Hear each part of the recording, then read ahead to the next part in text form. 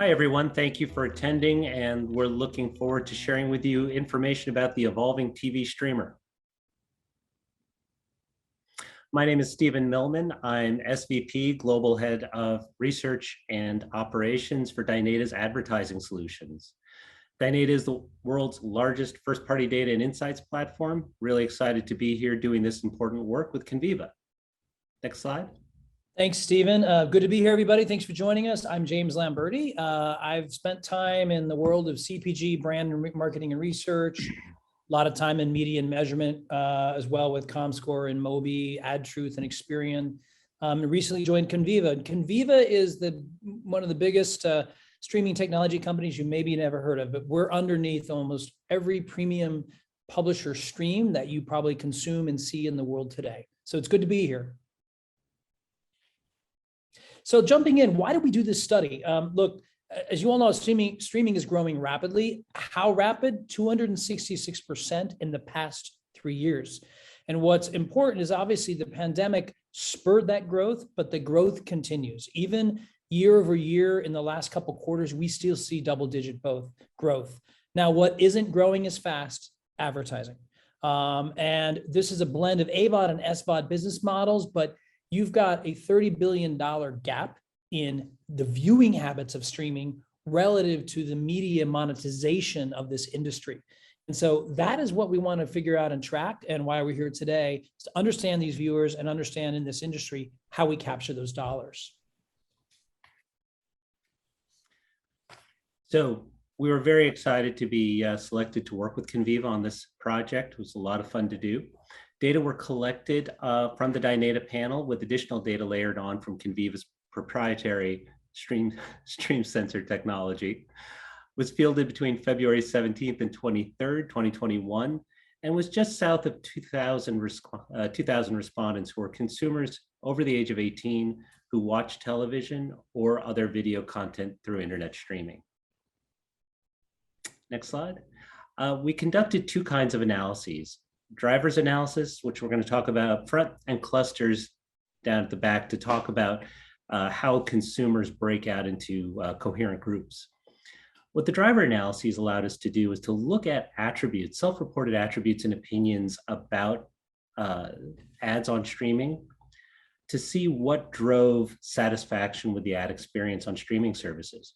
Of the 22 different attributes we investigated, 7 were identified as key drivers of viewer satisfaction with streaming advertising. Those were primarily built around the ad experience, ad relevance, and privacy protections. These were all very strongly associated with overall satisfaction. Next slide.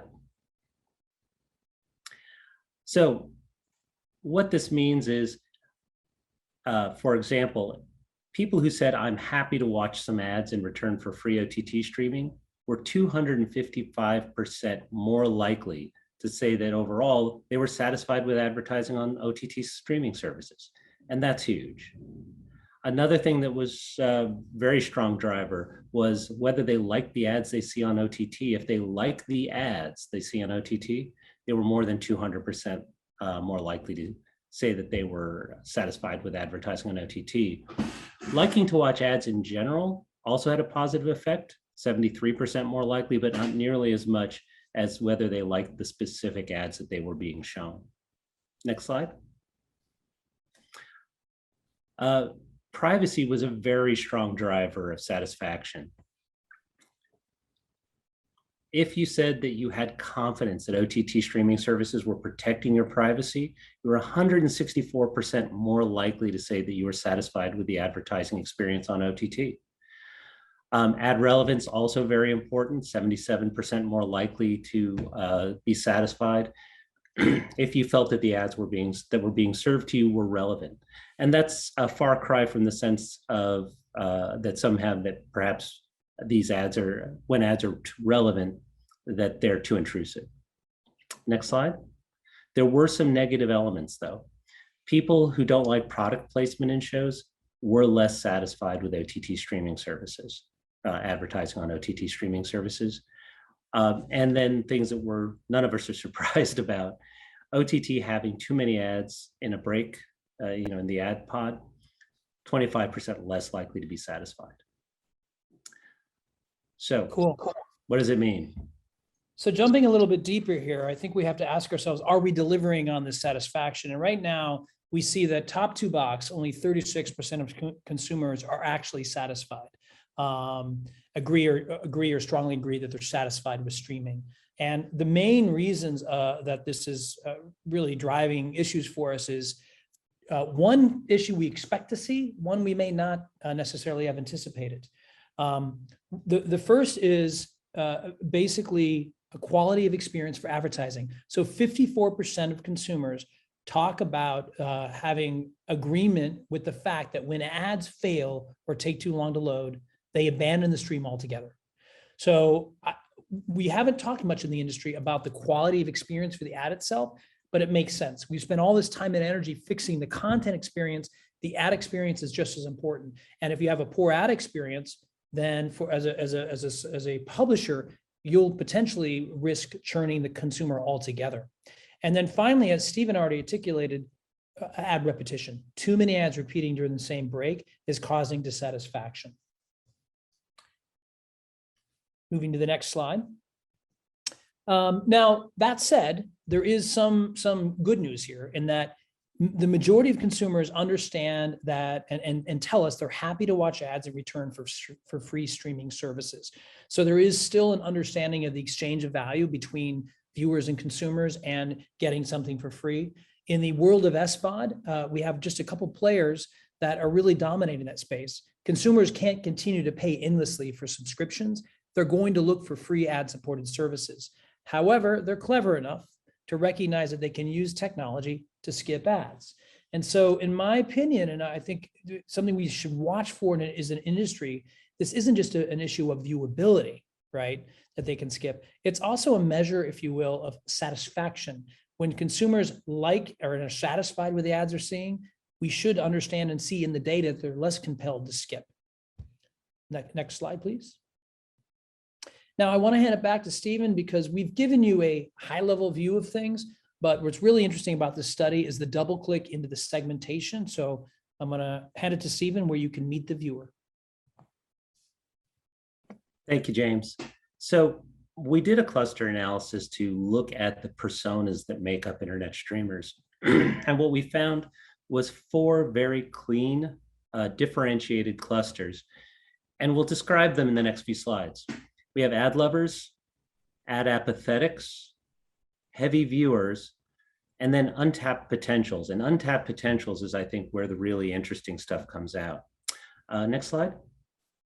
The first segment, ad lovers, are folks who are in general very satisfied with ads on OTT, very likely to recommend ad-supported OTT. They're the most likely of all clusters to say that they're happy to watch ads in order to obtain free streaming services. They're also the least likely to say that they feel uncomfortably targeted by those. They are relatively heavy viewers, not super heavy as you'll see down the line. They're mostly women, 59%. And they're expected to watch more OTT over the next year, more than 3/4 of them saying that they intend to. Next slide. The ad apathetics, these are consistent viewers, not, again, super heavy viewers. They don't especially find themselves satisfied with ads, 19%. They're not terribly concerned with targeting, 14%. They're not concerned that there's too much ad repetition. They're not concerned that there are too many ads per break.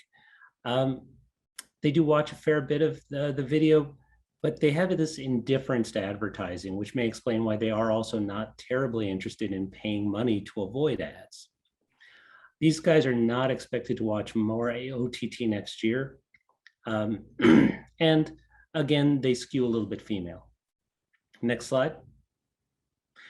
Then we have the heavy viewers, predominantly male, 72%, much younger than the other clusters, 38, and higher income, 118. They watch everything. They're happy about virtually everything. They're the most satisfied with ads on OTT, most likely to recommend ad support to others. They're the most confident that OTT protects their privacy, 86%.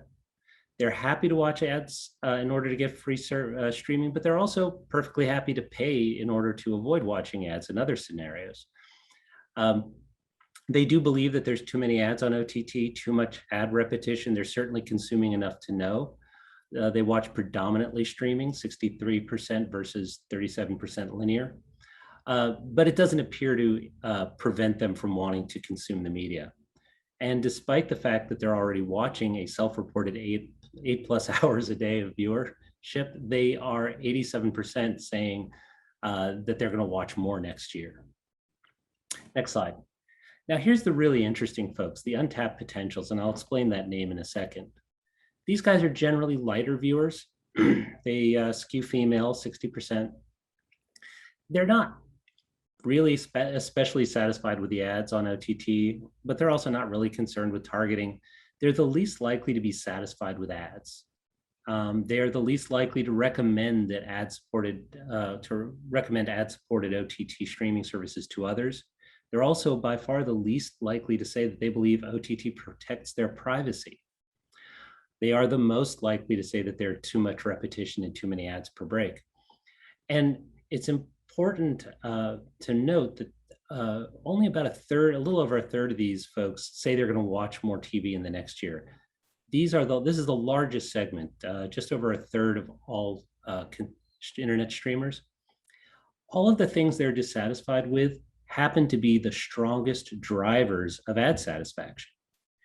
And what's interesting here is that the industry knows how to solve those problems. So there's this mass untapped potential for these folks to become heavier viewers, to become more engaged in content, and to provide more eyeballs.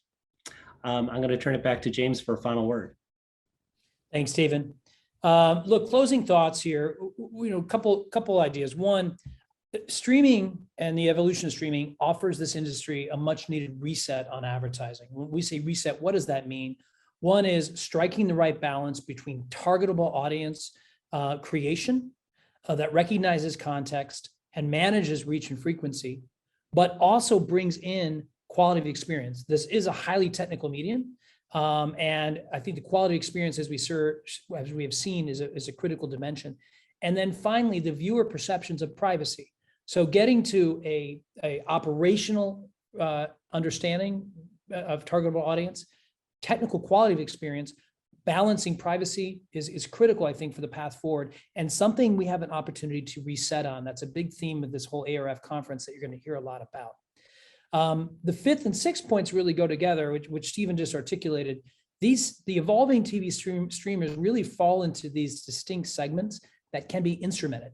Like everything Stephen just articulated can easily be mapped to your own view of audience, and with delivery against it to build your business. And of course, those untapped potentials are really a huge opportunity at 34% of the US population.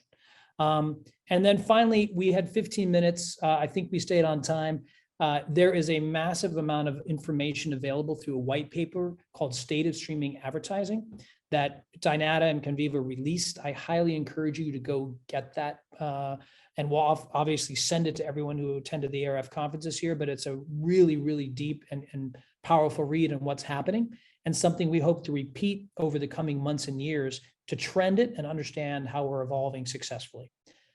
With that, we'll invite you all to join Stephen and I in the Q&A session that's coming after this. Thanks, everybody, and thanks, Stephen. Thank you, James.